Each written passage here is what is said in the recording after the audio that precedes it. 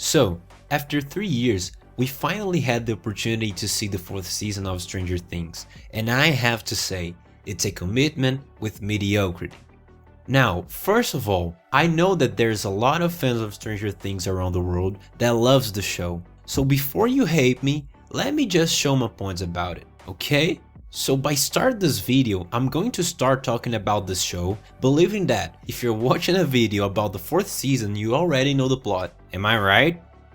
Okay, so after 3 seasons, which I divided by Season 1 being amazing, Season 2 being boring, and Season 3 being funny, my expectations for the 4th one was pretty okay. And it's hard to define what exactly made Stranger Things this phenomenal, because for sure it wasn't just one thing. Maybe the terror of the first season, or even the nostalgia, or maybe the deep and good characters. It is hard to say it, but my point is, Stranger Things used to have something that made us fall in love for this show, but in the middle of the path, the show tried to be more things, trying to avoid some of the stuff that made the show perfect. I personally like to call the Season 2 as the X-Men season. If you watch it, you probably know why. The attempt of a terror and some of the good nostalgia of the Season 1 was still there, but the desire for create a spin-off of the show, exploring the idea of the super kids, made the season very dragged. You guys remember that episode 7, right? On the other hand, the Season 3 is what I like to call the Scooby-Doo season. It's completely different from the past 2 seasons. Full of color, different vibe, absolutely no terror, and an adventure that was fun to watch. But at the end of the day, the desire of create a bigger monster in every season with more and more danger made the show get far away from the Season 1. Now, due to COVID-19, as every other production, Season 4 of the Stranger Things was postponed, and that gave time enough for the producers of the show to think about the path of the plot and what they would like to do with the show. At the end of the day, their decision was to stay in the middle of the path, and that's exactly the problem. But before the problem, it's fair enough to talk about the great points of the season. First of all, it's impossible not to say about how beautiful this season is. The last season was already beautiful, but this one, from the villain to the CGI and from the CGI to the shots, everything is just on point. It's also good to say how fun the core of Hawkins is in this season. The rhythm they have on screen is good, all the characters has great chemistry. I personally still couldn't find someone who didn't like it this core. Besides that, we have to talk about Max as well. She took the entire protagonist during this season, and her character development was just on point. It's hard to not notice about how the technical parts of the show evolve. Absolutely everything from music and soundtrack to color and shots. We saw a huge improvement on this topic in the last season, and this one doesn't stay behind. And I think that's it. For the most, that's what I like in the Season 4. The bad points, on the other hand, well, there's a lot. But I want to put 3 of them here, because these 3 problems were definitely the pillars of what I didn't like it. First of all, remember when I said about take a decision about the path of Stranger Things during the time from Season 3 to Season 4? Yep, the Duff brothers decided to stay in the middle of the path. So absolutely everything here is completely mid. I'm not kidding, I'm trying to exemplify a little bit more. With the first minutes of the show, for example, where we're back in the lab and the show's really trying to make us feel scared with some shots of a dark lab, full of blood and etc. Pretty much similar to the opening scene of the first season, right? Yeah, so really sooner, just after this scene, we have the introduction of what's happening with Elle and Will in California. So we have a beautiful sunny California and an introduction full of humor and good vibes.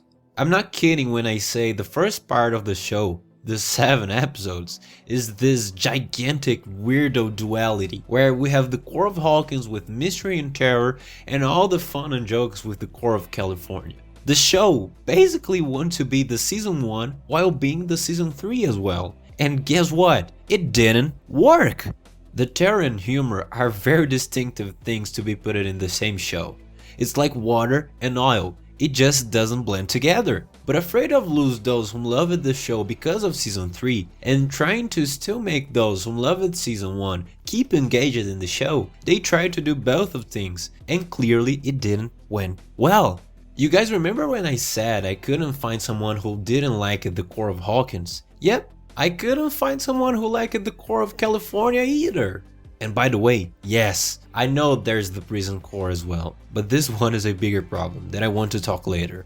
You think the duality stops here? Nah, they still want to take great decisions but without any sacrifice. During the break from episode 7 to episode 8 and 9, all the cast, directors and even the Netflix could do to us was tease us about a bunch of deaths.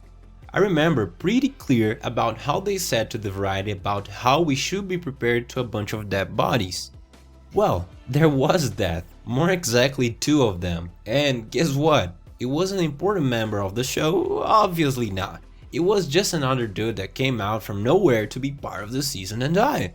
The problem with the type of statement like this about the dead bodies is because you start to create expectations. And as I said on my Twitter, if you're not willing to do something like Game of Thrones, bro, it will probably be a disappointment. Again, the show stays in the middle of the path and take the decision to, yes, kill someone, but the deaths of the season were all just a bunch of new characters that even being charismatics, the case of Eddie, it still don't change too much of the fact that I don't care about their deaths. Don't take me wrong, I'm not the guy who thinks a show needs some death to be good, but try to understand my point. In a show like Stranger Things, where people run a lot of danger, we need to see someone suffer any type of consequence of this danger, so by this way we can actually care about the situation of the character. Because if they don't suffer anything, it's going to be just another villain that our kids will defeat. So understanding about this, let's refresh about the deaths of Stranger Things. In the first season, we have Barbara, a not so important character of our show that can actually be dead because it doesn't have many screen time. In the second season, we're introduced to Bob, another character that dies in the same season and is not from the main core of the show.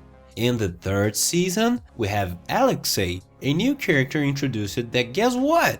Is dead at the end of the season. And in this fourth season, I'm sorry Chrissy, but I barely watched you for an episode. I really don't care about you. Eddie, I love you my man, but I knew you would die since the end of the episode 7. Now, you can tell about Billy's death during the third season, a relevant character with many screen time. Billy's redemption comes literally in the last couple of minutes of the last episode, so it's hard to not count him as a death of a villain. But yes, Billy is an important character, and yes, he is dead. So, I'm gonna ask you something. Why do you think Max Zark is so interesting during this season? Yep, Billy is dead and Max has to deal with that, a character being developed due to an important event, which is the completely opposite of what happens with Eleven. She doesn't have to deal with that because nobody wants to see a character dealing with an event that didn't happen, aka the death of Hopper. The show still have a lot of these situations that clearly shows to us that they're committed with not being committed. They want to do something, but fearing what part of the fandom will think, they just stay in the middle of the path. The second biggest problem of the season is the script, and that's something personal to me. I'll give you one example. During the last episode before the break, the show spends entire 15 minutes giving a poor exposition about who's Vecna and what's his goals. Now, you can understand that with 2 options. Letter A, the screenwriters thought we were too dumb to discover who Vecna is, so they decided to tell absolutely everything about him for us. Letter B, they're too lazy to make a good mystery, so it's easier revealing by this way. So guess what? None of these options are good, right? But of course, we have more! The script is also not too worried about developing the characters, and except for one or another, they're basically a regression of what they were. Mike doesn't approve Elle smashing the face of a mean girl because, I don't know, he used it to like when they were doing bully with him, right? Will is not the traumatized boy who fought Demogorgon anymore, he's just a kid who wants to tell his best friend he likes him. We also have the new characters who are basically an archetype of a generic known character in the cinema. Right, Archie? Or should I say the funny guy who smokes weed? Chrissy and her random boyfriend, and I don't know, I just don't care about them, okay? Eddie is probably the biggest development of the new characters. I like you, Eddie, but even Vecna suffers with poor screenwriting. Vecna, who's actually the subject test number 1, who's actually Henry, who's actually the kid who murdered his mother and is mean because... I don't know, he likes black widows? I don't know, okay? It's never explained about what's wrong with this kid. All I know is the fact that he likes Black Widows and enjoy kill some people. And I also can't forget the way that Eddie dies. He should be distracting the bats and run should be the smarter decision, right? But instead of that, he decided to fight because he wanted to be a hero? It's just so dumb that I can't believe I was watching that. And I don't even want to talk about the plot holes and everything that just don't make any sense in this season. The script is terrible. And last but not least, we talked about a lot of stuff, right? But there's something I didn't talk it yet. Yep, the core of the Prison Break is just miserably terrible. I couldn't handle any minute of that. I said the script was bad and the decision of keeping Hopper alive just shows this. All the emotional moment of the letter Elle read in the end of last season, all her growth, and Joyce's moment to grow, absolutely everything just thrown out. All of that for an arc that nobody liked and dragged the entire rhythm of the show. The sensation I have is that they didn't know what to do with the characters, and the fear of Kill Hopper, a fandom favorite character, just made them lost about what to do. All their plot is completely pointless and changes absolutely nothing about Hawkins. They never explain how the Demogorgon creatures stopped in the prison, and I know that nothing should be really taken that realistic in this show. But a bunch of adults invading the Soviet Union, entering the prison, escaping and then entering again, all of that and even surviving a plane crash? Jesus Christ, even for a show like that is tough to swallow. Anyways, at the end of the day, all this arc could be excluded and the show would have a better pace and could save some good hours of my life. And by the way, 2 hours and 20 minutes for an episode of a TV show? Bro, take it easy.